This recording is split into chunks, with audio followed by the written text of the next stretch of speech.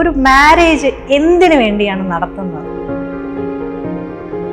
ഇന്നത്തെ നമ്മുടെ ഒരു ദാമ്പത്തിക ജീവിതത്തിലെ പ്രശ്നം സ്ത്രീധനം. നിയമപരമായി എന്തൊക്കെയാണ് സ്ത്രീധനം? ഒരു പെൺകുട്ടിയുടെ വീട്ടുകാര് കല്യാണം കഴിക്കുമ്പോൾ കൊടുക്കുന്നതിൽ സമ്മാനങ്ങൾ ഉണ്ടാവും, അതും സ്ത്രീധനത്തിൽ പെടാറുണ്ടോ? പെൺകുട്ടിയുടെ വീട്ടുകാർ എന്താണോ കൊടുക്കുന്നത് അത് ഗിഫ്റ്റായിട്ട് കൊടുക്കുന്ന സാധനം, അത് തന്നെയാണ് സ്ത്രീധനം. സ്ത്രീധനം നമുക്ക് ഒരിക്കലും നിരോധിക്കാൻ സാധിക്കാത്തതൊന്നാണോ? സ്ത്രീധനം നിരോധന നിയമം ഓൾറെഡി ഇവിടെ ഉണ്ട്. ഡൗറി പ്രൊഹിബിഷൻ ആക്ട് 1961 എന്ന് പറയുന്ന ഒരു നിയമം ഇവിടെ ഉണ്ട്. Marriage is not the entire life, just a part of life. ഡിവോഴ്സായ സ്ത്രീ കല്യാണം കഴിക്കുന്നത് വരെ മെയിൻ്റനൻസ് എക്സ് ഹസ്ബൻഡിൽ നിന്നും കിട്ടാനുള്ള അവകാശമുണ്ട്. പിന്നെ ഇതിലിപ്പം ഈ പറയുന്ന വൈഫിന് വേറെ ഏതെങ്കിലും റിലേഷൻ ഉണ്ടെങ്കിൽ അതിന് കൃത്യമായ തെളിവുണ്ടെങ്കിൽ മെയിൻ്റനൻസ് കിട്ടാൻ അവകാശമൊന്നുമില്ല. ഈ ലിവ് ഇൻ ടുഗദർ റിലേഷനിൽ വരുന്ന ആൾക്കാർ, ലിവ് ഇൻ ടുഗദറിലെ പാർട്ട്ണറിനും മെയിൻ്റനൻസ് കിട്ടാൻ അവകാശമുണ്ട്. തീർച്ചയായിട്ടും അത് പുതിയൊരു അറിവാണ്. ഇനി അതിൽ കുട്ടികൾ ജനിച്ചു കഴിഞ്ഞാൽ കുട്ടികൾക്കും അവകാശമുണ്ട് മെയിൻ്റനൻസ് കിട്ടാൻ. നമുക്ക് ഒരു ഗ്യാരണ്ടി ഇല്ല. ഇന്നത്തെ ഒരു സാമൂഹ്യ പരിസ്ഥിതി അനുസരിച്ച് ഒരു ഗ്യാരണ്ടിയും മാരേജ് ലൈഫിന് പറയാൻ പറ്റില്ല.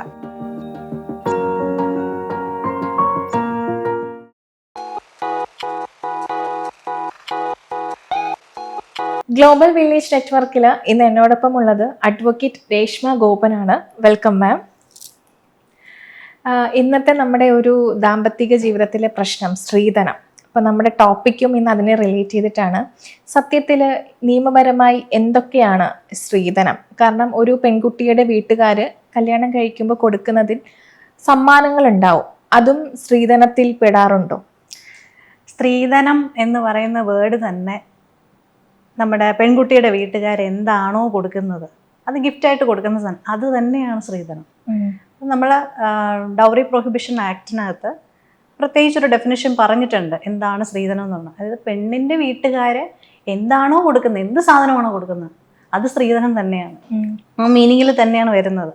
അപ്പോൾ കല്യാണ സമയത്ത് ഇപ്പോൾ ഗോൾഡ് കൊടുക്കും, അല്ലെങ്കിൽ പ്രോപ്പർട്ടി ആയിട്ട് കൊടുക്കും, അല്ലെങ്കിൽ മറ്റെന്തെങ്കിലും അവർക്ക് ഇഷ്ടമുള്ള സാധനങ്ങൾ കൊടുക്കും. ഇതെല്ലാം സ്ത്രീധനം എന്ന മീനിങ്ങിനായിട്ട് അതിനകത്ത് വരുന്ന കാര്യങ്ങളാണ് ഇതെല്ലാം.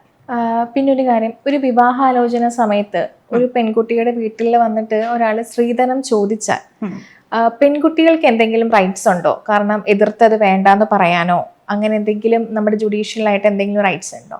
എനിക്ക് തോന്നുന്നു ഇന്നത്തെ പെൺകുട്ടികളൊക്കെ വളരെ സ്മാർട്ടാണ്. കാരണം അവർക്ക് അവരുടെ തീരുമാനങ്ങൾ പറയാനും അഭിപ്രായങ്ങൾ പറയാനും ഒക്കെയുള്ള ആ ഒരു കറേജ് ഇന്നുള്ള പെൺകുട്ടികൾക്ക് ഉണ്ട്. പക്ഷേ ഒരു തലമുറയ്ക്ക് പുറകിലോട്ട് പോയി കഴിഞ്ഞാൽ അവർക്ക് അതിനുള്ള ഒരു കറേജ് ഇല്ല. അപ്പോൾ വീട്ടുകാരെന്താണോ പറയുന്നത് അത് തന്നെ അങ്ങ് ചെയ്യുക എന്നുള്ളൊരു സംഭവത്തിലോട്ട് ആയിരുന്നു കുറച്ച് കാലം മുമ്പ് വരെ. പക്ഷെ ഇന്നുള്ള പെൺകുട്ടികൾ കുറച്ചുകൂടെ അവർ കാര്യങ്ങളൊക്കെ കണ്ടും കേട്ടും കുറച്ചുകൂടെ ലോകപരിചയമൊക്കെ വന്നപ്പോൾ അവരവരുടെ അഭിപ്രായങ്ങൾ തുറന്ന് പറയാൻ തുടങ്ങി. അപ്പം അതുകൊണ്ട് ഇന്നത്തെ പെൺകുട്ടികൾക്ക് അതിനുള്ള ധൈര്യമുണ്ട്. ഓക്കെ, ഇങ്ങനെ ഒരു സ്ത്രീധനമായിട്ട് ബന്ധപ്പെട്ട് വന്നു കഴിഞ്ഞാൽ എന്തും പറയണം എന്നുള്ളത് അവർക്കറിയാം. പിന്നെ ഇവരാരെങ്കിലും ഫോഴ്സ് ചെയ്ത് കഴിഞ്ഞാൽ അയ്യോ നല്ല ആലോചനയാണ്, അല്ലെങ്കിൽ ഇത് നടന്നു കഴിഞ്ഞാൽ നല്ലതാണെന്നൊക്കെ പറയുമ്പോഴാണ് അവർ വിചാരിക്കും ഒന്നാന്ന് ഇത് അങ്ങനെ നടക്കട്ടെ എന്നുള്ള രീതിയിൽ പോകും. പിന്നെ ഇതിൽ വേറൊരു സംഗതി കൂടെ ഉണ്ട്. ഇപ്പോൾ ചെറുക്കൻ്റെ വീട്ടുകാർ ഇപ്പോൾ ആദ്യം വരുമ്പം പറയും അയ്യോ നിങ്ങൾ നിങ്ങളുടെ പെൺകുട്ടിക്ക് എന്താണോ കൊടുക്കാനുള്ളത് അത് നിങ്ങൾ കൊടുത്തോളൂ, ഒരു കുഴപ്പമില്ല, ഞങ്ങൾ അങ്ങനെ ഒന്നും ചോദിക്കില്ല, അയ്യോ അങ്ങനെയൊന്നും ചിന്തിക്കുകയേ ചെയ്യരുതെന്നൊക്കെ പറയും.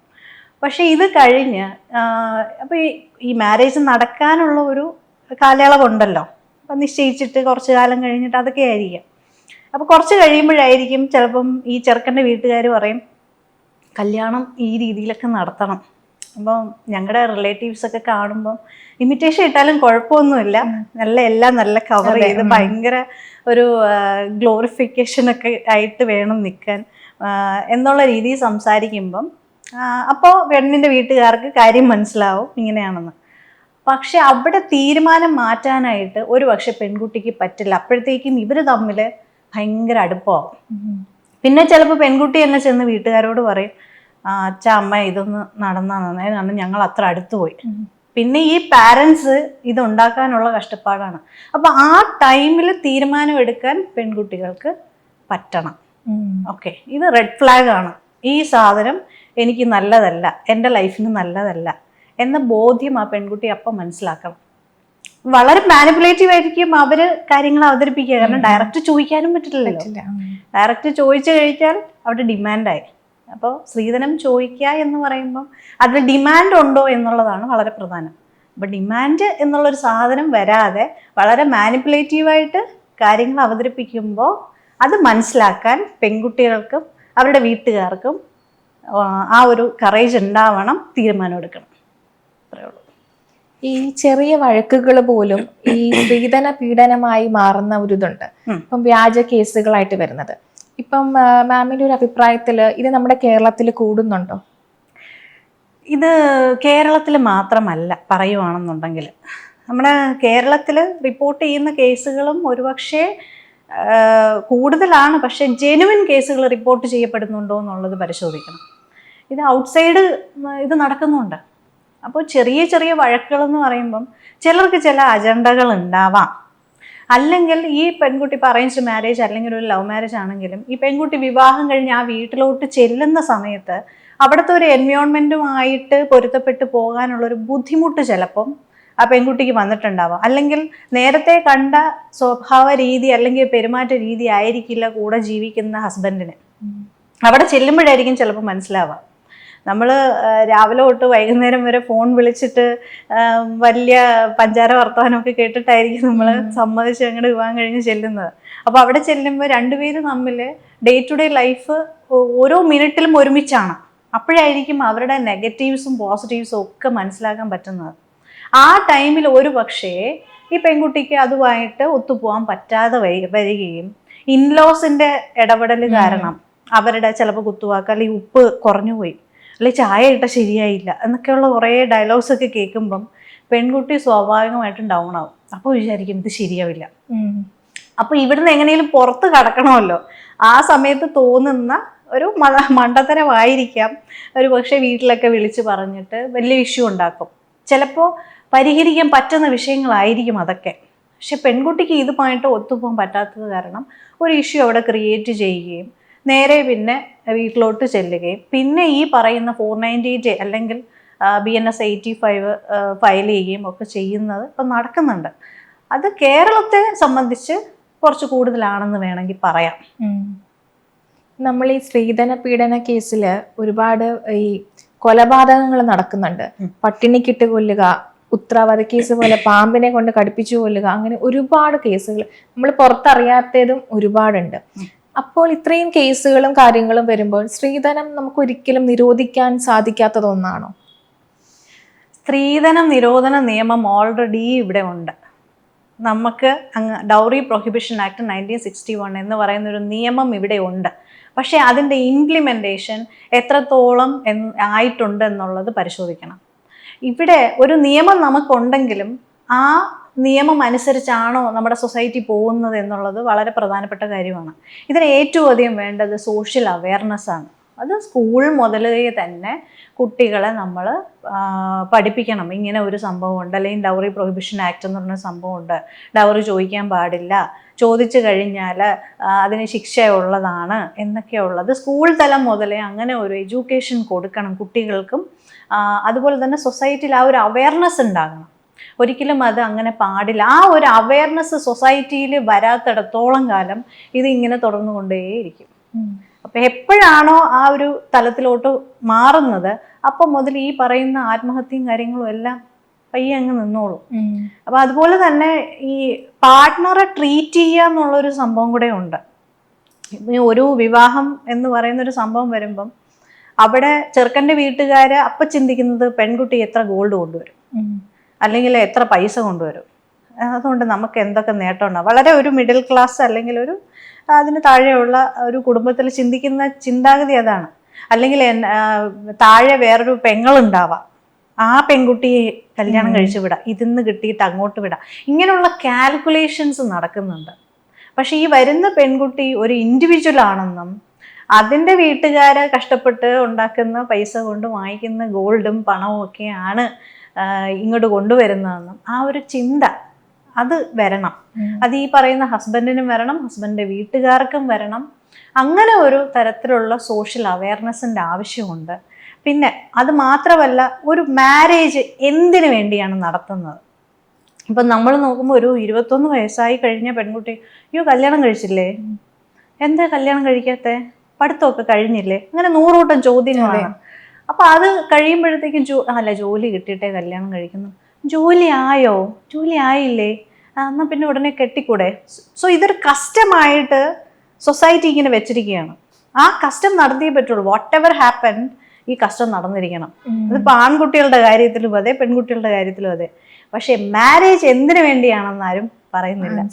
കുടുംബം ഉണ്ടാക്കാൻ വേണ്ടിയിട്ടാണെന്നുള്ളത് അവർ മനസ്സിലാക്കിയിട്ടില്ല. അപ്പൊ ആ കുടുംബം ഉണ്ടാകണമെന്നുണ്ടെങ്കിൽ 2 ജീവിത ശൈലിയിൽ ജീവിച്ചു വന്ന 2 വ്യക്തികളാണ് ഒരുമിച്ച് കൂടി ഒരു കുടുംബം ഉണ്ടാക്കുന്നത്. ഈ കുടുംബം ഉണ്ടാക്കാൻ വേണ്ടിയിട്ടാണ് മാരേജ് നടത്തുന്നതെന്നുള്ള ആ ഒരു തിരിച്ചറിവ് സൊസൈറ്റിയിൽ വരേണ്ടതുണ്ട്. മറ്റ് കാര്യങ്ങളൊക്കെ അവിടെ നിൽക്കട്ടെ, ഈ പണം കൊടുക്കുന്നതെല്ലാം അവിടെ നിൽക്കട്ടെ. പക്ഷെ മാരേജ് എന്ന കോൺസെപ്റ്റ് എന്തിനാണ്, ആ ഒരു അവയർനെസ് വളരെ അത്യാവശ്യമുണ്ട്. പിന്നെ ഇവർ തമ്മിൽ ചേരുന്ന ആൾക്കാർ തന്നെയാണോ, അത് വളരെ ഇമ്പോർട്ടൻ്റ് ആണ്.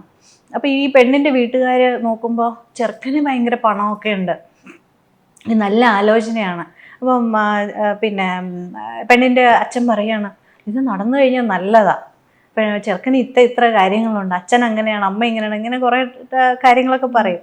അപ്പോൾ ഇവർ വിചാരിക്കുന്നത് ഓക്കെ, എൻ്റെ മകൾ അവിടെ പോയി കഴിഞ്ഞാൽ അവിടുത്തെ കാര്യങ്ങൾ അല്ലെങ്കിൽ അവിടുത്തെ സ്വത്തുക്കളൊക്കെ എൻ്റെ മകൾക്കും കൂടി ഉള്ളതാണ് എന്ന് വിചാരിച്ച് കല്യാണം കഴിപ്പിക്കുന്നതാണ്. ഈ സ്വത്തൊക്കെ കണ്ടിട്ട് പല കുടുംബങ്ങളിലും നടക്കുന്നുണ്ട്.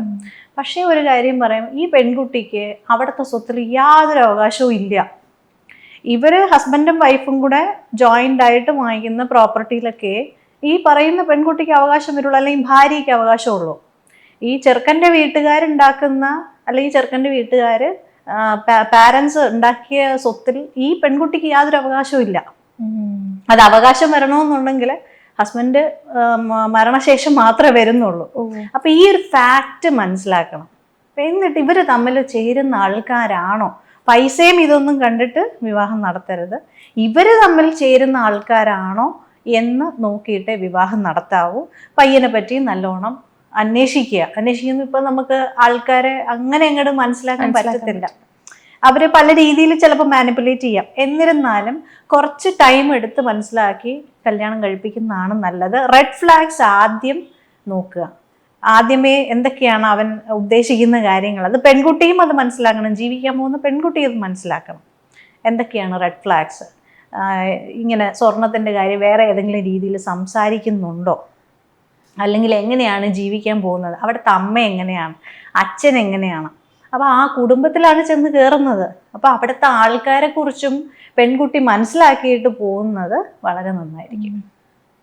ഈ ഒരു പെൺകുട്ടി സ്വന്തം വീട്ടിൽ നിന്ന് മറ്റൊരു വീട്ടിലേക്ക് പോകുമ്പം ഒരുപാട് മാനസിക പ്രശ്നങ്ങൾ അനുഭവിക്കാറുണ്ടാവും. തുടക്കം ഒരു സൈക്കോളജി പരമായിട്ട് എന്തൊക്കെ പ്രശ്നങ്ങളാണ് ഒരു പെൺകുട്ടി മടിക്കുന്നത്, കാരണം വീട്ടുകാരോട് പറയാതെ സ്വന്തമായി ഒതുക്കി കഴിയുന്നത്? ഒരു പെൺകുട്ടിയെ സംബന്ധിച്ച് വിവാഹം കഴിഞ്ഞ് ചെല്ലുമ്പോൾ, അത് ലവ് മാരേജ് ആയിക്കോട്ടെ, അത് ഈവൻ അറേഞ്ച്ഡ് ആയിക്കോട്ടെ, അപ്പം അവളെ സംബന്ധിച്ച് എല്ലാ കാര്യങ്ങളും പുതിയതാണ്. അപ്പോൾ പുതിയൊരു സ്ഥലത്ത് ചെല്ലുന്നു, പുതിയ ആൾക്കാർ, പിന്നെ പുതിയ സാഹചര്യങ്ങൾ, അതുപോലെ ഡെയിലി നമ്മൾ പെരുമാറുന്ന രീതികൾ പുതിയത്. എന്തിന് ഈവൻ നമ്മളിപ്പോൾ കല്യാണം കഴിക്കുന്നതിന് മുന്നേ രാവിലെ എണീറ്റ് അമ്മ ചായ എന്ന് പറയുന്ന ഒരു രീതി ചിലപ്പോൾ ഉണ്ടാവും. അതുപോലെ നമുക്ക് അവിടെ ചെന്നിട്ട് പറ്റില്ല, അതൊരു പുതിയ രീതിയാണ്. അവൾ ഉപയോഗിക്കുന്ന സാധനങ്ങൾ, ഈവൻ കിടന്നുറങ്ങുന്ന റൂം പോലും പുതിയതാണ്. അപ്പോൾ എല്ലാ കാര്യങ്ങളെ സംബന്ധിച്ചും അവളെ സംബന്ധിച്ചത് എല്ലാം പുതിയ കാര്യങ്ങളാണ്. അപ്പോൾ ആ ഒരു പുതിയ ഒരു അന്തരീക്ഷവുമായിട്ട് ഒന്ന് അക്സെപ്റ്റ് ചെയ്ത് മുന്നോട്ട് പോകാൻ കുറച്ച് ടൈം എടുക്കും. അപ്പം അത് ഈ ഹസ്ബൻഡിൻ്റെ വീട്ടുകാരും വളരെയധികം മനസ്സിലാക്കേണ്ട ഒരു കാര്യമാണ്. അപ്പോൾ ചെന്ന ഉടനെ തന്നെ അമ്മയമ്മ ചിലപ്പോൾ ഇങ്ങനെയൊക്കെ നോക്കാറുണ്ട്, അവൾ ചെയ്യുന്നുണ്ടോ, ചായ എങ്ങനെയുണ്ട്, അവൾ എങ്ങനെയാണ് നിൽക്കുന്നത്. അപ്പോൾ ചെല്ലുമ്പം തന്നെ പിന്നെ ഇവരും ഇവരുടെ റിലേറ്റീവ്സും ഒക്കെ മൊത്തം സ്കാനിങ് ആയിരിക്കും. എങ്ങനെയാണ് കുട്ടി നിൽക്കുന്നത്, ഏത് ഡ്രസ്സായിട്ടേക്കുന്നത്. അപ്പോൾ ഇങ്ങനെയുള്ള കുറേ കാര്യങ്ങൾ ഈ പെൺകുട്ടിയെ സംബന്ധിച്ച് ഒരു വർഷം ഇറിറ്റേഷൻ വരുന്ന കാര്യങ്ങളാണ്. പക്ഷേ ഇതൊക്കെ അക്സെപ്റ്റ് ചെയ്ത് വരാൻ അവർക്ക് കുറച്ച് ടൈം എടുക്കും. ഇനി അവിടെ നടക്കുന്ന ചില കാര്യങ്ങൾ, ഇപ്പം അവൾ നിൽക്കുന്ന ശരിയായില്ല, അല്ലെങ്കിൽ ഇരിക്കുന്ന ശരിയായില്ല, അല്ലെങ്കിൽ അവൾ പറയുന്ന വർത്തമാനം ശരിയായില്ല, ഇത്തരത്തിൽ അവിടെ ഇവിടെയൊക്കെ നിന്നിട്ട് എന്തെങ്കിലുമൊക്കെ വർത്തമാനം വരുമ്പോഴത്തേക്കും ഈ പെൺകുട്ടിക്ക് പിന്നെ ഒരു ഇൻസെക്യൂരിറ്റിയാണ്. അവള് ആദ്യം നോക്കുന്നത് അവളുടെ ഭർത്താവ് എന്താണ് പറയുന്നത് എന്നായിരിക്കും. ഇപ്പം അവളുടെ ഭർത്താവ് വന്നിട്ട് പറഞ്ഞു, അമ്മ അങ്ങനെ പറഞ്ഞു കേട്ടോ, എന്താ നീ അങ്ങനെ ചെയ്തേ, നീ അമ്മ നിൽക്കുമ്പോൾ നിൽക്കണം, അല്ലെ അമ്മ ചെയ്യുന്നത് നോക്കണം കേട്ടോ, ആ രീതിയിൽ വേണം നിൽക്കാൻ. സോ ടോട്ടലി ഇവള് ഡൗൺ ആയി. ഓൾറെഡി അവളൊരു ഇൻസെക്യൂർ ആയിട്ടുള്ള ഒരു കണ്ടീഷനിലാണ് ഈ വീട്ടിലേക്ക് വരുന്നത്. എന്താവും ദൈവമേ, എന്നെ നന്നായിട്ട് നോക്കുവോ, നല്ല ആൾക്കാരൊക്കെ ആണോ എന്നൊക്കെ കരുതിയിട്ടായിരിക്കും വരുന്നത്. അത് ഇപ്പം ലവ് മാരേജ് ആണെങ്കിലും അറേഞ്ച്ഡ് മാരേജ് ആണെങ്കിലും അവിടെ ചെല്ലുമ്പോൾ ഇത്തരത്തിലുള്ള എന്തെങ്കിലുമൊക്കെ കേൾക്കുമ്പോൾ ഇവളെന്തെങ്കിലും ഫോൺ ചെയ്ത് വീട്ടുകാരോട് ചിലപ്പോൾ പറയും, അമ്മ ഇവിടെ ഇങ്ങനെയാണ് അല്ലെ എങ്ങനെയാണ്. അപ്പൊ അവിടെ നിന്ന് വരുന്ന മറുപടി ഇതാണെങ്കിൽ, മോളെ അത് നീ അങ്ങ് ഒക്കെ ഇതിനകത്തുള്ളതാ, സാരമില്ല, അത് നീ അതിൻ്റെ കൂടെ അങ്ങ് അഡ്ജസ്റ്റ് ചെയ്തങ്ങ് പോയാൽ മതി, വേറെ കുഴപ്പമൊന്നുമില്ല. ഈ രീതിയിൽ വരുമ്പോൾ അവൾക്ക് എന്ത് ചെയ്യണമെന്ന് അറിയില്ല. പിന്നെ വേറൊരു സാഹചര്യം എന്ന് പറഞ്ഞാൽ, ഇപ്പോൾ ഒരുപാട് കാശൊക്കെ മുടക്കി വളരെ മിഡിൽ ക്ലാസ് ആയിട്ടുള്ള ഒരു ഫാമിലി ആയിരിക്കും, ഒത്തിരി കഷ്ടപ്പെട്ട് പൈസ ഉണ്ടാക്കിയായിരിക്കും ഒരു വിവാഹം നടത്തുന്നത്. അപ്പോൾ അവിടെ ചെല്ലുമ്പോൾ ഇവള് പ്രതീക്ഷിച്ച രീതിയിലല്ല അവിടുത്തെ സാഹചര്യമെങ്കിൽ ആദ്യം ചിന്ത പോകുന്നത് എൻ്റെ അച്ഛനും അമ്മയും അല്ലെ അച്ഛൻ കഷ്ടപ്പെട്ടുണ്ടാക്കിയ കാശ് കൊണ്ടാണ് വിവാഹം നടത്തിയത്, ഇവിടെ പ്രശ്നമാണെന്ന് ഞാൻ വീട്ടിൽ പറഞ്ഞാൽ അവർ വിഷമിക്കും. അപ്പോൾ പലപ്പോഴും ഈ പെൺകുട്ടികൾ ഇത് പറയാതെ മൂടി വെക്കും. ഇനി അവരെ വിഷമിപ്പിക്കുന്ന എന്തിനാ, ഞാനങ്ങ് അഡ്ജസ്റ്റ് ചെയ്താൽ പോരെ. ആൻഡ് ഈ പെൺകുട്ടി അവിടെ സൈലന്റ് ആയിട്ട് ഇതെല്ലാം സഫർ ചെയ്തുകൊണ്ടിരിക്കും. പക്ഷെ ഒരു പോയിന്റ് എത്തുമ്പോൾ അത് ബേസ്റ്റ് ഔട്ട് ആവും. പക്ഷേ ഇവിടെ ഇപ്പോൾ നടക്കുന്ന, ഇപ്പോൾ വീട്ടിൽ ചെന്ന് കയറുമ്പം തന്നെ ഇങ്ങനെ എന്തെങ്കിലുമൊക്കെ ഉണ്ടാകുന്ന സമയത്ത് ഇവളുടെ ഹസ്ബൻഡ് സപ്പോർട്ട് ചെയ്യുകയാണെന്നുണ്ടെങ്കിൽ, എടി അത് അവർ വയസ്സായ ആൾക്കാരല്ലേ, പ്രായമുള്ളവരല്ലേ, അവരെന്തെങ്കിലുമൊക്കെ പറയും, നീ കാര്യമാക്കണ്ട, ഞാനില്ലേ നിന്റെ കൂടെ എന്നൊരൊറ്റ വാക്ക് മതി ആ പെൺകുട്ടി എന്ത് സഹിച്ചവിടെ നിൽക്കും. ശരിയാ, എന്ത് കാര്യമായിരുന്നാലും ശരി തന്നെ, വാട്ട് എവർ ഹാപ്പൻഡ്, അമ്മായിയമ്മ പറയട്ടെ അല്ലെങ്കിൽ അവിടുത്തെ മറ്റു റിലേറ്റീവ്സ് ആരെന്ത് പറഞ്ഞിരുന്നാലും, ഒരു പെൺകുട്ടി വിവാഹം കഴിഞ്ഞ് വീട്ടിൽ ചെല്ലുമ്പോൾ ആ പെൺകുട്ടിക്ക് ഏറ്റവും അധികം വേണ്ട സെക്യൂരിറ്റി കൊടുക്കേണ്ടത് അവളുടെ ഹസ്ബൻഡാണ്. അത് അവൾക്ക് കിട്ടിയില്ലെങ്കിൽ കുറച്ച് കഴിയുമ്പോൾ അവളായിട്ട് തന്നെ അവിടെ ചിലപ്പോൾ പ്രശ്നം ഉണ്ടാക്കിയെന്നിരിക്കും. അപ്പം അതൊരു മെയിനായിട്ടുള്ളൊരു കാര്യമാണ്. അപ്പം ഈ ഒരു സാഹചര്യത്തിൽ പോകുന്ന പെൺകുട്ടികൾക്ക് അത്രയധികം ഇൻസെക്യൂർ ആയിട്ടുള്ള ഒരു അറ്റ്മോസ്ഫിയർ ആയിരിക്കും. കുറച്ച് കഴിയുമ്പം അവർ വലിയൊരു ട്രോമയിലോട്ട് പോകാൻ ചാൻസ് ഉണ്ട്. അവരുടെ മാനസികാവസ്ഥ വളരെയധികം ക്രൂഷ്യലാവാൻ സാധ്യതയുണ്ട്. മീൻ വൈൽ ഇവർ പ്രഗ്നൻ്റ് ആകുകയാണെന്നുണ്ടെങ്കിൽ ഇത് ഇരട്ടിയാകാൻ ചാൻസ് ഉണ്ട്. അപ്പോൾ ഇത് ചിലപ്പോൾ വയലൻ്റ് ആയിട്ട് ചിലപ്പോൾ സംസാരിക്കാം, ബിഹേവിയറൽ ചേഞ്ച് വരാം. ഇതൊക്കെ കാണുമ്പോൾ ഈ ഹസ്ബൻഡിൻ്റെ വീട്ടുകാർ പറയുന്നത് എന്താ, അവൾക്ക് എന്തോ പ്രശ്നമുണ്ട്, അവൾക്ക് എന്തോ മെൻ്റൽ ഇഷ്യൂ ആണ്. പക്ഷെ അതൊന്നും അല്ല, അവൾ ഇൻസെക്യൂർ ആയിട്ടുള്ള ഒരു എൻവയോൺമെന്റിൽ ചെന്ന് പെട്ടപ്പോൾ ഉണ്ടായ ഇഷ്യൂസ് ആണ് അവിടെ ഉള്ളത്. അത് പരിഹരിക്കാൻ അവളുടെ ഹസ്ബൻഡ് മതി, വേറെ ആരും വേണമെന്നില്ല. ആ ഹസ്ബൻഡ് കൊടുക്കുന്ന സെക്യൂരിറ്റി, സേഫ്റ്റി, പ്രൊട്ടക്ഷൻ, ആ സ്നേഹവും മതി അവൾ റിക്കവർ ആവാൻ. അത് കൊടുക്കാത്തിടത്തോളം അവൾ റിക്കവർ ആവാനും ബുദ്ധിമുട്ടായിരിക്കും.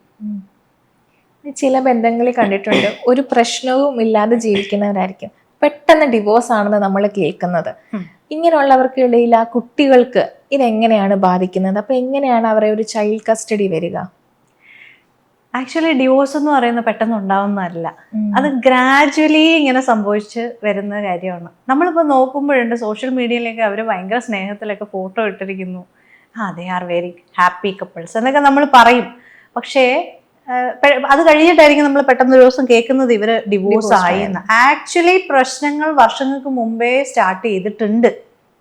ഇവര് എന്താന്ന് വെച്ചാല് പുറത്ത് ആൾക്കാരെ കാണിക്കാൻ വേണ്ടിയിട്ടും അല്ലെങ്കിൽ കുട്ടികൾക്ക് വേണ്ടിയിട്ടും ഇവര് രണ്ടുപേരും വീട്ടിനകത്ത് വളരെ സെപ്പറേറ്റഡ് ആയിട്ടും പറഞ്ഞാൽ ഒരുപാട് ദമ്പതിമാർ അങ്ങനെ ജീവിക്കുന്നുണ്ട്. വീട്ടിനുള്ളില് പരസ്പരം സംസാരിക്കാതെ വർഷങ്ങളോളം ജീവിക്കുന്ന ദമ്പതിമാരുണ്ട്. കുട്ടികൾക്ക് വേണ്ടിയിട്ട് അവർ ഒരുമിച്ച് നിൽക്കുന്നതാണ്. വൈഫിന്റെ കാര്യം നോക്കുന്നു, ഹസ്ബൻഡിന്റെ കാര്യം നോക്കുന്നു, വീട്ടിൽ വരുമ്പോൾ രണ്ടുപേരും രണ്ട് കാര്യങ്ങളായി, കുഞ്ഞിന്റെ കാര്യം മാത്രമേ സംസാരിക്കത്തുള്ളൂ. അങ്ങനെ ഒരു സിറ്റുവേഷനിൽ പോകുന്ന ഒരുപാട് ദമ്പതിമാരുണ്ട്. സോ ഇതിൽ കുറേ നാളിങ്ങനെ പോയി വരുമ്പോൾ ഒരു പോയിന്റ് എത്തുമ്പോൾ ആർക്കെങ്കിലും ഒരു മടുപ്പ് വരും. അന്നേരം ആണ് ഡിവോഴ്സിലോട്ട് പോകുന്നത്. ആക്ച്വലി ഇത് ഒരു സ്ലോ പോയിസൺ മാതിരി ഇങ്ങനെ ഇവരെ രണ്ടുപേരെയും കാർന്ന് തിന്നുകൊണ്ടിരിക്കും. പല പ്രശ്നങ്ങളും അതിനകത്തുണ്ട്. ചിലപ്പോൾ കമ്മ്യൂണിക്കേഷൻ പ്രോപ്പറായിട്ട് നടന്നാൽ പരിഹരിക്കപ്പെടുന്ന പ്രശ്നങ്ങളായിരിക്കാം. അത് ആരുടെയെങ്കിലും ഒരാളുടെ ഈഗോ കാരണം അത് പരിഹരിക്കപ്പെടത്തില്ല. അപ്പോൾ എന്ത് ചെയ്യും, ചിലപ്പോൾ നിസ്സാര കാര്യങ്ങൾക്കായിരിക്കും വഴക്കുണ്ടായിട്ട് രണ്ടുപേരും രണ്ടു വഴിക്ക് ഇരിക്കുന്നത്. കുഞ്ഞുണ്ടായി പോയല്ലോ, അപ്പോൾ പിന്നെ ഒരുമിച്ച് നിന്നല്ലേ പറ്റുള്ളൂ എന്ന് വിചാരിക്കും. ഇവർ പുറത്തു പോകുന്നു, കാര്യങ്ങൾ ചെയ്യുന്നു, ഫോട്ടോ എടുക്കുന്നു, സോഷ്യൽ മീഡിയയിൽ പോസ്റ്റ് ചെയ്യുന്നു, നമ്മളെല്ലാവരും നോക്കുമ്പോഴത്തേക്കും അവർ ഹാപ്പി ഫാമിലി. പക്ഷെ അങ്ങനെ ആയിരിക്കത്തില്ല. അങ്ങനെ ഉള്ളവരും ഉണ്ട് കേട്ടോ. ഇപ്പം ഈ പെട്ടെന്ന് ഡിവോഴ്സ് എന്നുള്ള തലത്തിലോട്ട് പോകുന്നത് ഇത്തരത്തിലുള്ള ആൾക്കാരാണ്. ഈ ഡിവോഴ്സിലായിട്ട് പോകുന്ന സമയത്ത് ഈ കുട്ടികളാണ് ഏറ്റവും കൂടുതൽ, അവരാണ് ഏറ്റവും കൂടുതൽ വിക്ടിം ആവുന്നത്. അപ്പം ഈ അച്ഛനും അമ്മയും, കുട്ടികളെ സംബന്ധിച്ച് അച്ഛൻ്റെ അമ്മയുടെ സ്നേഹം അവർക്ക് വേണം, അത് കിട്ടേണ്ടതാണ്. പക്ഷേ ഇവർ രണ്ടു വഴിക്കും പോകുമ്പം കുട്ടികൾക്ക് ഉണ്ടാകുന്ന ഒരു ട്രോമയുണ്ട്. അത് ചിലപ്പോൾ രണ്ടുപേരും മനസ്സിലാക്കത്തില്ല. ഈ രണ്ടുപേരും വഴക്കൂടി നിൽക്കുന്ന സമയത്ത് ഞാനാണോ ശരി, നീയാണോ ശരി, അത് മാത്രമേ അവർ ചിന്തിക്കത്തുള്ളൂ, മറ്റൊന്നും ചിന്തിക്കില്ല. അപ്പോൾ കുട്ടി മാത്രം മാറി നിന്നിട്ട് ഇങ്ങനെ കരഞ്ഞു നിൽക്കുന്ന ഒരവസ്ഥയാണ്, അല്ലെങ്കിൽ നിസ്സഹായ അവസ്ഥയാണ്. അപ്പോൾ ഈ ഭാര്യയും ഭർത്താവും തമ്മിലുള്ള വിഷയത്തിനിടയിൽ കുട്ടികളുടെ കസ്റ്റഡി വന്ന് ഇപ്പം രണ്ടുപേരും ഡിവോഴ്സായി പോകുന്ന ഒരു സിറ്റുവേഷനാണ്. അപ്പോൾ ഈ കുട്ടിയുടെ കസ്റ്റഡിയെ സംബന്ധിച്ച് തീരുമാനം എടുക്കുന്നത് കോടതിയാണ്. പിന്നെ ചില കപ്പിൾസ് ഉണ്ട്, അവർ കുട്ടി ഉണ്ടെങ്കിൽ അവർ തന്നെ ഇരുന്ന് സംസാരിച്ച് വളരെ മെച്യൂർഡായിട്ട് കേട്ടോ, വളരെ മെച്യൂർഡായിട്ട് രണ്ടുപേരും ഇരുന്ന് സംസാരിച്ച് ഓക്കെ കുട്ടിയുടെ കാര്യം എങ്ങനെയാണ്, ആർക്കാണ് കസ്റ്റഡി എന്നുള്ള രീതിയിൽ. ഇപ്പോൾ വളരെ ചെറിയ കുട്ടികൾ, നിയമത്തിൽ പറയുന്നത് നമ്മളിപ്പോൾ വളരെ ചെറിയ കുട്ടികൾക്കാണെന്നുണ്ടെങ്കിൽ അമ്മയ്ക്ക് കസ്റ്റഡി പോകുന്നത്. പക്ഷെ എന്ന് കരുതിയിട്ട് അച്ഛനെ മാറ്റി നിർത്താൻ പറ്റില്ല, അച്ഛൻ്റെ അവകാശം അമ്മയ്ക്ക് എടുത്ത് കളയാൻ പറ്റില്ല. ഇവർ തമ്മിൽ 100,000 വിഷയങ്ങളുണ്ടാവും, ഭാര്യയും ഭർത്താവും തമ്മിൽ. ചിലപ്പോൾ പരിഹരിക്കാൻ പറ്റാത്തതും പറ്റുന്നതുമായ 10,000 പ്രശ്നങ്ങളുണ്ടാവും. പക്ഷെ ഒരിക്കലും കുട്ടികളെ അത് ബാധിക്കരുത് എന്ന് നമ്മുടെ കോടതികളും പറഞ്ഞിട്ടുണ്ട്.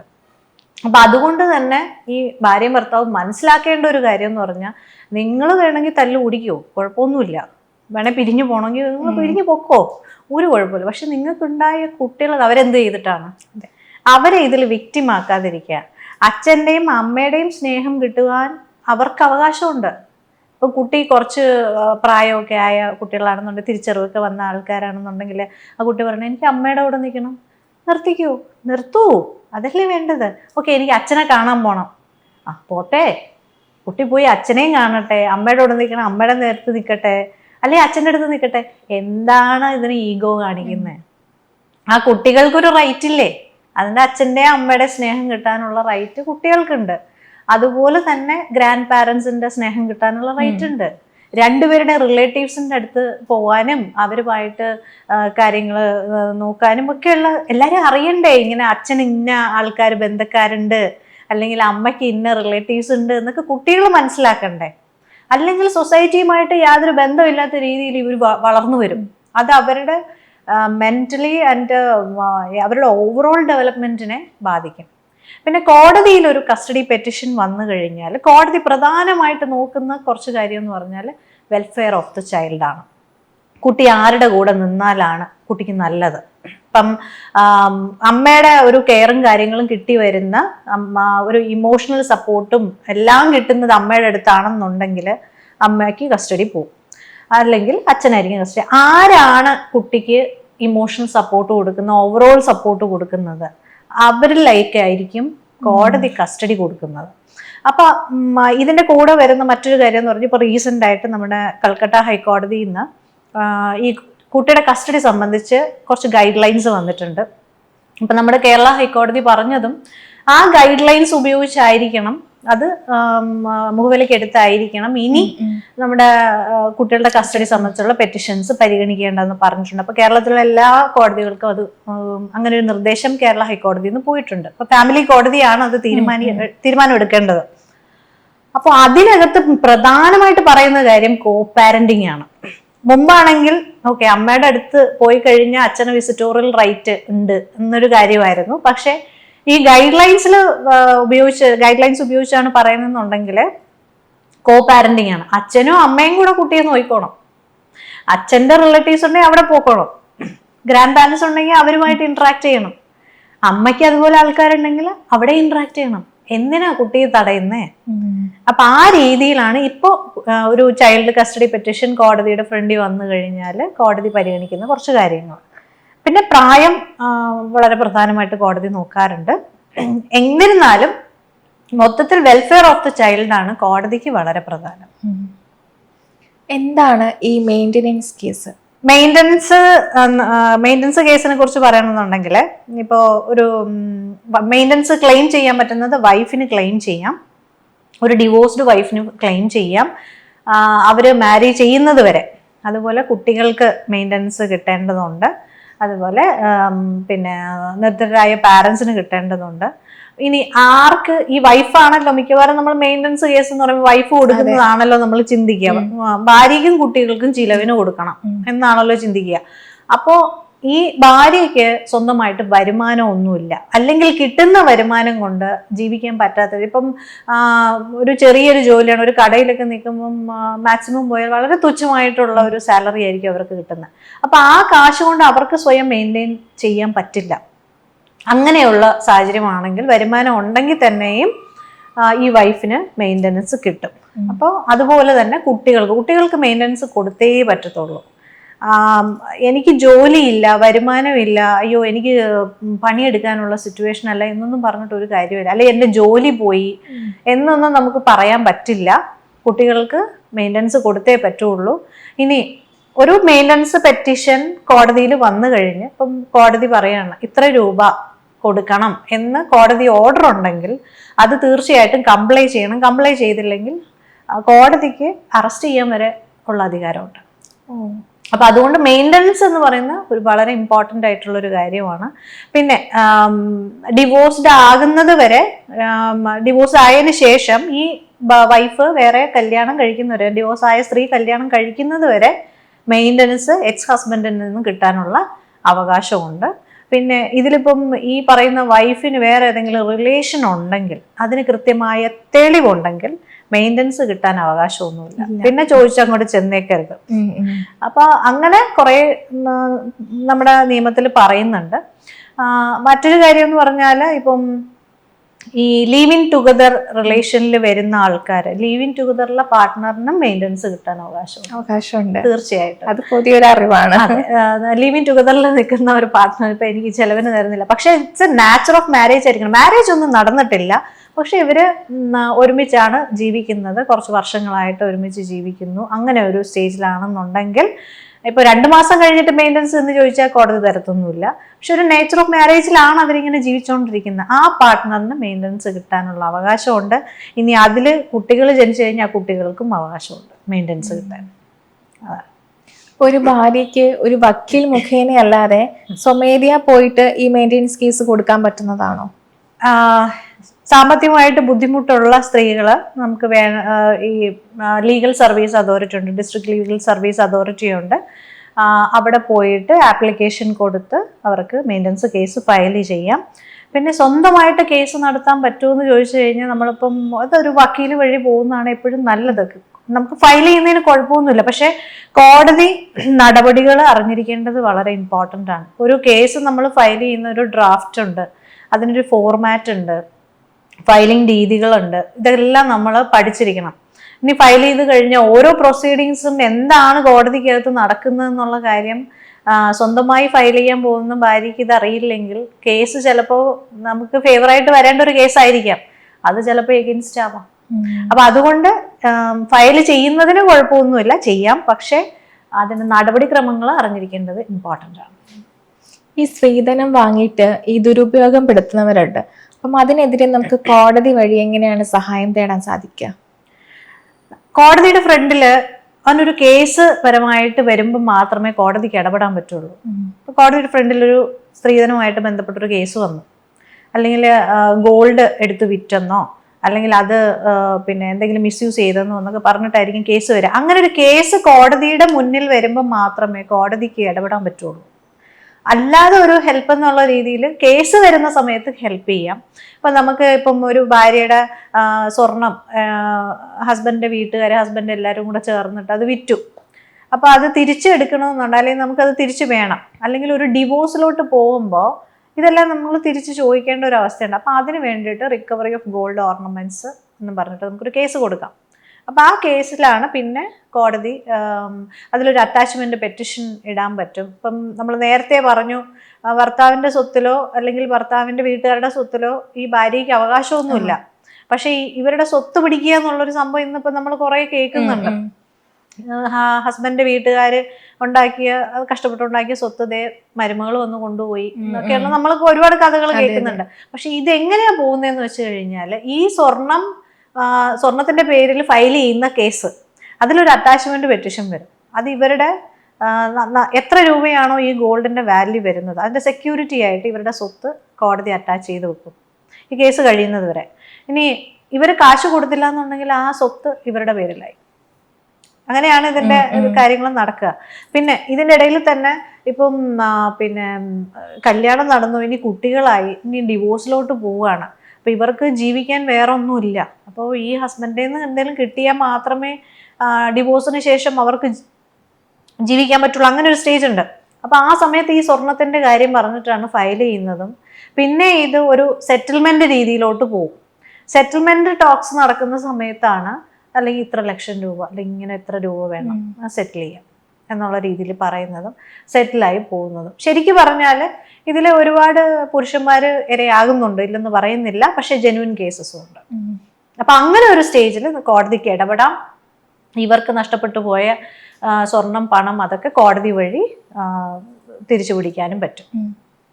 ഈ ദാമ്പത്യ ജീവിതത്തിൽ പ്രശ്നങ്ങൾ ഇല്ലാതിരിക്കുമ്പം രണ്ടുപേരും ഒന്നിച്ച് വാങ്ങുന്ന പ്രോപ്പർട്ടികളുണ്ട്, കാറ്, വീട്, വസ്തുക്കള് എല്ലാം ഉണ്ട്. ഒരു ഡിവോഴ്സിന്റെ സ്ഥലത്തേക്ക് എത്തുമ്പോൾ ഒരു പ്രശ്നങ്ങൾ ഉണ്ടാകുമ്പോൾ അവർക്കിടയിൽ ഇതിനൊരു തർക്കം വരാറുണ്ട്. കൂടുതൽ ഇൻവെസ്റ്റ് ചെയ്ത ആൾക്കാരുണ്ടാകും രണ്ടുപേർക്കിടയിൽ. ഒരു ഡിവോഴ്സ് എത്താറാവുമ്പോൾ ഇതെങ്ങനെയാണ് നമുക്ക് തടയാൻ സാധിക്കുക? ഇതില് തടയുക എന്നുള്ളൊരു സംഭവമല്ല. ഇപ്പൊ ഇവര് നല്ല രീതിയിൽ പൊക്കോണ്ടിരുന്ന സമയത്തായിരിക്കും രണ്ടുപേരുടെയും കൂടെ കാശിട്ടിട്ട് അവരൊരു വീട് വാങ്ങിച്ചു. അല്ലെങ്കിൽ ഇപ്പൊ വൈഫിന്റെ ഗോൾഡ് വിറ്റിട്ട് കുറച്ച് പൈസ ഇതിൽ ഇൻവെസ്റ്റ് ചെയ്തിട്ടുണ്ട്, അതുപോലെ ഹസ്ബൻഡും കുറച്ച് പൈസ ഇതിനകത്ത് ഇൻവെസ്റ്റ് ചെയ്തിട്ടുണ്ട്. രണ്ടുപേരും കൂടെ ചേർന്ന് ജോയിന്റ് ആയിട്ടൊരു പ്രോപ്പർട്ടി വാങ്ങി. കുറച്ചു കാലം മുന്നോട്ട് പോയപ്പോൾ ഇവര് തമ്മിൽ ഭയങ്കര ഇഷ്യൂ ആണ്, ഒരു രക്ഷയില്ല, പിരിഞ്ഞേ പറ്റൂ. അങ്ങനെ കോടതിയിൽ വരുന്നു. അപ്പൊ അവിടെ ഉണ്ടാകുന്ന ഒരു ക്രൂഷ്യൽ ഇഷ്യൂ ആണ് ഈ പ്രോപ്പർട്ടി ആർക്ക് പോകുന്നത്. അപ്പൊ കോടതി ചെയ്യുന്നത് ആരാണ് ഏറ്റവും കൂടുതൽ പൈസ ഇട്ടത് അവർക്ക് കൊടുക്കും.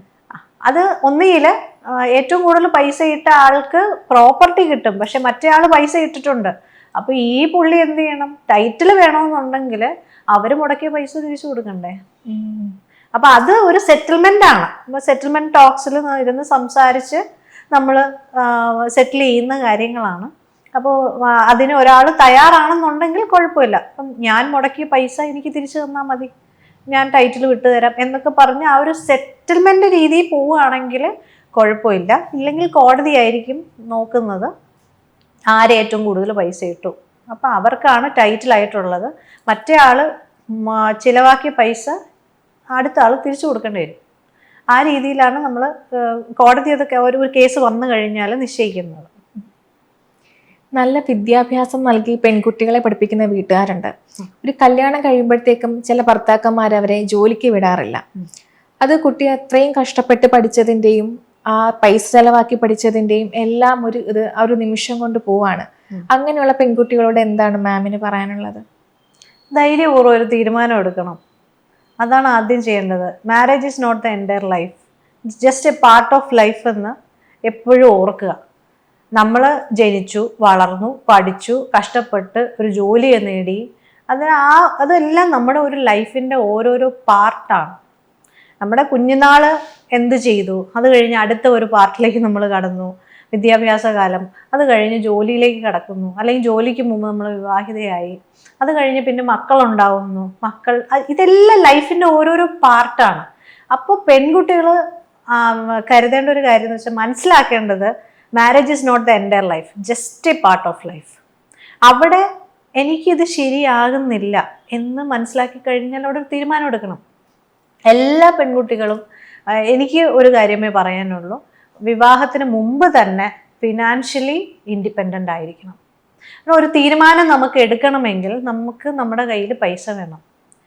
എൻ്റെ ഹസ്ബൻഡ് നല്ല ജോലിയും പൈസയുള്ള, ഞാൻ എന്തിനാ ജോലിക്ക് പോണേ എന്നൊക്കെ വിചാരിച്ചിട്ട് അങ്ങനെ കംഫർട്ട് സോണിൽ ഇരിക്കുന്ന ഒരുപാട് പെൺകുട്ടികളുണ്ട്. പക്ഷെ ഒരു സമയം എത്തുമ്പോൾ പെട്ടെന്ന് ഈ പാർട്ട്ണർ അങ്ങ് മരിച്ചു പോയെന്ന് വെച്ചു, എങ്ങനെ ജീവിക്കും? ആര് പൈസ തരും? അപ്പം നമ്മുടെ പോക്കറ്റിൽ പൈസ ഉണ്ടെങ്കിൽ നമുക്ക് ജീവിക്കാൻ പറ്റുള്ളൂ. അതെപ്പോഴും ഓർക്കണം. കല്യാണം കഴിഞ്ഞ് ചെന്ന് കയറി കഴിഞ്ഞാൽ ഞാൻ കല്യാണം കഴിഞ്ഞ് എനിക്ക് ജീവിതമായി, ഞാൻ ഇനിയിപ്പം ഇവിടെ ഇങ്ങനെ കുക്കൊക്കെ ചെയ്ത് ഹസ്ബൻഡിനെ നോക്കി നല്ല രീതിയിൽ പോയാൽ മതിയല്ലോ എന്നൊക്കെ വിചാരിച്ചിട്ട് കുറേ പെൺകുട്ടികൾ പോകും. പക്ഷെ ഇന്നുള്ള പെൺകുട്ടികൾ കുറച്ചുകൂടെ പ്രാക്ടിക്കലാണ്. എന്നാലും ചില പെൺകുട്ടികളുണ്ട് അങ്ങനെ ചിന്തിക്കുന്നവരുണ്ട്. വെറും ഒരു ഹൗസ് വൈഫായിട്ട് മാത്രം മാറാൻ ആഗ്രഹിക്കുന്ന പെൺകുട്ടികളുണ്ട്. പക്ഷെ അവരോട് എനിക്ക് പറയാനുള്ളതാണ്, നമുക്ക് ഒരു ഗ്യാരണ്ടി ഇല്ല. ഇന്നത്തെ ഒരു സാമൂഹ്യ പരിസ്ഥിതി അനുസരിച്ച് ഒരു ഗ്യാരണ്ടിയും മാരേജ് ലൈഫിന് പറയാൻ പറ്റില്ല. നന്നായിട്ട് പോയാൽ വളരെ നല്ലതാണ്, പക്ഷെ ആർക്ക് എന്ത് സംഭവിക്കുമെന്ന് പറയാൻ പറ്റില്ല. ചിലപ്പം ഒരു പാർട്ട്ണർ പോവാം, അല്ലെങ്കിൽ അസുഖം ബാധിക്കാം, അല്ലെങ്കിൽ പെട്ടെന്ന് ഡിവോഴ്സിലോട്ട് പോവാം, പല വിഷയങ്ങളുണ്ടാവും. അപ്പോഴെല്ലാം അവിടെ തളർന്നു പോകാതെ നിൽക്കണമെങ്കിൽ നമ്മുടെ കയ്യിൽ 10 രൂപയെങ്കിലും എടുക്കാൻ തന്നെ ഉണ്ടാകണം. ഇനി ഇതിൻ്റെ വേറൊരു വശമുണ്ട്. കല്യാണം കഴിഞ്ഞു ചെന്നു, ഓക്കെ, നമ്മൾ ഫുള്ളി ഡിപ്പെൻഡൻ്റ് ആയിട്ട് ഈ പെൺകുട്ടി ഹസ്ബൻഡിനെ ഡിപ്പെൻഡ് ചെയ്ത് നിൽക്കുകയാണ്. കുറേ മാസങ്ങൾ ചേട്ടാ എനിക്ക് ഒരു കൺമഷി മേടിക്കണം, അല്ല എനിക്കൊരു ഡ്രസ്സ് മേടിക്കണം, ഇത്ര രൂപ തരുമോ? എല്ലാ മാസവും ചിലപ്പോൾ ചെന്ന് ചോദിക്കും. കുറേ മാസങ്ങൾ കഴിയുമ്പോൾ ഈ പുള്ളിക്ക് എന്താ പറ്റുന്നത്, കുഞ്ഞൊക്കെ ആയി കഴിയുമ്പോഴാണ് റിയൽ ലൈഫിലോട്ട് അങ്ങോട്ട് കടക്കുക. അപ്പോൾ ചിലവുകൾ ഒരുപാട് വരും. കുട്ടിയുടെ പാമ്പർ വാങ്ങിക്കാൻ തന്നെ നല്ല പൈസയാവും. അപ്പോൾ അത് ഒരു പക്ഷേ ഹസ്ബൻഡിന് അത് വിത്ത്ഹോൾഡ് ചെയ്യാൻ പറ്റണമെന്നില്ല. അപ്പോൾ പുള്ളിക്ക് സ്ട്രെസ് വരാം. ആ സമയത്ത് തിരിച്ച് ചിലപ്പോൾ പറയും, നിനക്ക് എന്താ ഞാൻ ഇത്ര രൂപ തന്നില്ലേ? അപ്പോൾ കണക്ക് പറച്ചിലായി. ഈ കണക്ക് പറച്ചിലുകൾ പിന്നെ എന്ത് പറ്റും? നേരെ ദാമ്പത്യ പ്രശ്നത്തിലോട്ട് എത്തും. പിന്നെ രണ്ടുപേരും മിണ്ടാതെ ആവുക, അങ്ങനെ അങ്ങനെ അങ്ങനെ അങ്ങോട്ട് പോവും. അപ്പോൾ എപ്പോഴും ഓക്കെ ചേട്ടൻ്റെ പൈസയല്ലേ, സാരമില്ല എൻ്റെ കയ്യിലുണ്ട്, ഞാൻ എടുത്തോളാം എന്ന് പറയാനുള്ള കോൺഫിഡൻസ് പെൺകുട്ടികൾക്ക് ഉണ്ടാവണം. അപ്പോൾ അതുകൊണ്ട് ഇപ്പോൾ ഹസ്ബൻഡ് പറയുകയാണ്, നീ ജോലി രാജിവെച്ചു. ഇല്ല, എനിക്ക് ജോലി ചെയ്യാൻ ഇഷ്ടമാണ്, ഞാൻ കഷ്ടപ്പെട്ട് പഠിച്ചതാണ് എന്ന് പറയാൻ പെൺകുട്ടികൾക്ക് ധൈര്യം വേണം. ഇതിന് വേറൊരു സിറ്റുവേഷൻ ഉണ്ട് കേട്ടോ.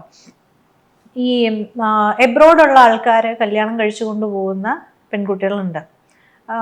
അവിടെ നിന്ന് ഒരുപാട് ഇങ്ങനെ കോൾസ് എൻ്റെ അടുത്ത് ഇങ്ങനെ ചോദിച്ചായിരുന്നു, മാം ഞാനിവിടെ പെട്ടുപോയി, എന്ത് ചെയ്യണമെന്ന് അറിയില്ല എന്നൊക്കെ പറഞ്ഞിട്ട് ഒരുപാട് വിഷമിച്ചിട്ട് കുറേ പെൺകുട്ടികൾ എന്നെ വിളിച്ചിട്ടുണ്ട്. അപ്പോൾ അതാണ് ഞാൻ ഈ വിഷയം പറയാൻ കാരണം. ഇവർ ഇപ്പോൾ എബ്രോഡാണ് ജോലി എന്നൊക്കെ കരുതിയിട്ട് ചിലപ്പോൾ ഇവിടെ ജോലി ചെയ്തുകൊണ്ടിരുന്ന പെൺകുട്ടിയായിരിക്കാം. അപ്പോൾ കല്യാണമൊക്കെ കഴിഞ്ഞു, നല്ല ആലോചനയാണ്, നല്ല കുടുംബമാണ് എന്നൊക്കെ വെച്ചിട്ട് അവിടെ എന്തെങ്കിലും ചെന്നിട്ട് ജോലി നോക്കാം, അവിടെ ചെന്ന് വേറെ ജോലി നോക്കാം. അപ്പോൾ അവിടെ ചെല്ലുമ്പോഴായിരിക്കും സാഹചര്യങ്ങൾ ഡിഫറെൻ്റ് ആവുന്നത്. അപ്പോൾ അവിടെ പെട്ടുപോകും. പിന്നെ ജോലി ചെയ്യാനും പോകാനും ഒന്നും പറ്റില്ല.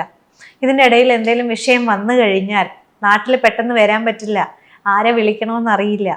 അപ്പോൾ ഒരു റൂമിനുള്ളിൽ പെട്ടുപോയിട്ടുള്ള പെൺകുട്ടികളുണ്ട്. ഇതിൻ്റെ ഇടയിൽ വരുന്ന ഫിസിക്കൽ ഹറാസ്മെൻ്റ് ഉണ്ട്, പിന്നെ മെൻ്റൽ ഹറാസ്മെൻ്റ് ഉണ്ട്. അപ്പോൾ ഇതൊക്കെ നേരിടുന്ന ഒരുപാട് പെൺകുട്ടികളുണ്ട്. അപ്പോൾ അവർ ചെയ്യേണ്ട കാര്യം എന്താണെന്ന് പറഞ്ഞാൽ, നാട്ടിലിപ്പം എന്തായാലും കാര്യങ്ങൾ അറിയിക്കണം തീർച്ചയായിട്ടും. അപ്പോൾ അവിടെ നമുക്ക് അങ്ങനെ ഒരു സിറ്റുവേഷൻ ഫേസ് ചെയ്യേണ്ടി വരുന്ന സമയത്ത് ഉടനെ തന്നെ അവിടുത്തെ പോലീസ് എംബസിയുമായിട്ട് ബന്ധപ്പെടുക. അപ്പോൾ അത് അവരുടെ നമ്പേഴ്സ് എല്ലാം കയ്യിൽ വെച്ചേക്കുക. ഇവിടുത്തെ കാട്ടിയും കുറച്ചുകൂടെ ഫാസ്റ്റാണ് അവിടുത്തെ കാര്യങ്ങൾ. അപ്പോൾ ഇങ്ങനെ ഒരു ഇഷ്യൂ ഞാൻ ഫേസ് ചെയ്തുകൊണ്ടിരിക്കുകയാണ്. അപ്പോൾ ഇവർക്ക് അവിടെ ചെല്ലുമ്പോൾ അറിയാൻ വയ്യാത്ത നാടാണ്, ഭാഷ അറിയില്ല, ആരോട് എന്ത് സംസാരിക്കണമെന്ന് അറിയില്ല, എവിടെ പോകണമെന്ന് അറിയില്ല. അങ്ങനെ പെട്ടുപോയിട്ടുള്ള പെൺകുട്ടികളുണ്ട്. അവർ ചെയ്യേണ്ടത് ഇത്രയേ ഉള്ളൂ, എന്തെങ്കിലും തരത്തിലുള്ള ഇഷ്യൂസ് അത് ജെനുവിൻ ആയിരിക്കണം. ചുമ്മാ എന്തെങ്കിലും വഴക്ക് പറഞ്ഞു എന്ന് കരുതിയിട്ട് പോയി പോലീസിനെ ഒന്നും വിളിച്ചേക്കരുത്, അകത്തിടും. അപ്പോൾ അത് അങ്ങനെ നോക്കാണ്ട് ജെനുവിൻ ആയിട്ടുള്ള ഇഷ്യൂ ഉണ്ട്, ഫിസിക്കലി നമ്മൾ അവിടെ ഒരു വിക്റ്റിമായിട്ട് മാറണം, അല്ലെങ്കിൽ നമുക്കൊരു ഗ്രീവൻസ് ഉണ്ടായി, അടിക്കുകയാണ്, ഇടിക്കുകയാണ്, ഫിസിക്കലി ഹരാസ് ചെയ്യണം, അങ്ങനെ ഒരു സിറ്റുവേഷനിലോട്ട് പോകുന്നുണ്ടെങ്കിൽ മാത്രം അവിടെ ഫോൺ കോൾ ചെയ്യുക, പോലീസിനെ വിളിക്കുക, അതുപോലെ എംബസിയിലും കാര്യങ്ങൾ അറിയിക്കുക. പിന്നെ അവർ വന്ന് ഇടപെട്ട് ബാക്കി കാര്യങ്ങളൊക്കെ തീരുമാനമാക്കി സാരമില്ല. അപ്പോൾ അത് പ്രത്യേകം ശ്രദ്ധിക്കുക പെൺകുട്ടികൾ. അപ്പോൾ ജോലി എന്ന് പറയുന്ന ഒരു വിഷയത്തിലോട്ട് സംസാരിക്കുമ്പോൾ എപ്പോഴും നമ്മുടെ കയ്യിൽ 10 രൂപ എടുക്കാനുണ്ടെങ്കിൽ നമുക്ക് ജീവിക്കാൻ പറ്റുള്ളൂ. അപ്പം നാളെ നമ്മുടെ കുട്ടികൾക്ക് എന്തെങ്കിലും നമുക്ക് സ്വന്തമായിട്ട് വാങ്ങി കൊടുക്കണമെങ്കിൽ നമ്മുടെ കയ്യിൽ പൈസ വേണം. അപ്പോൾ ജോലി രാജിവെക്കാം എന്ന് പറഞ്ഞു കഴിഞ്ഞാൽ, ഇല്ല ചേട്ടാ ഞാനേ ജോലി ചെയ്യാനാണ് എനിക്ക് താല്പര്യം എന്നുള്ളത് പറയാനുള്ള ഒരു ധൈര്യം പെൺകുട്ടികൾക്ക് ഉണ്ടാവണം.